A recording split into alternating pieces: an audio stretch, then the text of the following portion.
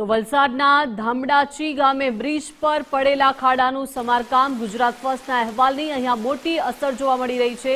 ધામડાચી ગામે નવનિર્મિત બનેલા બ્રિજ પર ખાડા પડ્યા હતા। હવે ઓથોરિટીએ ખાડા પૂરવાની કામગીરી હાથ ધરી છે। તો વલસાડના ધમડાચી ગામના આ દ્રશ્યો છે જ્યાં બ્રિજ પર ખાડા પડ્યા હતા। ગુજરાત ફર્સ્ટે જ્યારે અહેવાલ પ્રસારિત કર્યો અને મોડે અહીંયા હવે કામગીરી કરવામાં આવી રહી છે।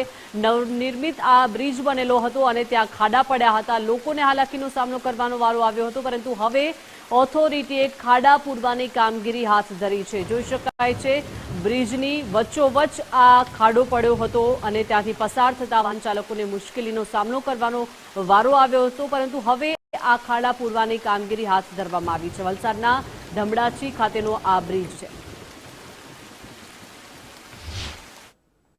ગુજરાત ફર્સ્ટના અહેવાલની ધારદાર અસર વલસાડ ખાતે જોવા મળી રહી છે। ધમડાચી ખાતે બની રહેલ નવનિર્મિત બ્રિજમાં જે ખાડા પડવાની જે ઘટના બની હતી, જે અંગે ગુજરાત ફર્સ્ટ દ્વારા અહેવાલ પ્રસારિત કરવામાં આવ્યો હતો, જેની ધારદાર અસર જોવા મળી રહી છે। હાઈવે ઓથોરિટી દ્વારા બ્રિજને અત્યારે બંધ કરી દેવામાં આવ્યો છે અને અત્યારે સમારકામની કામગીરી હાથ ધરવામાં આવી છે।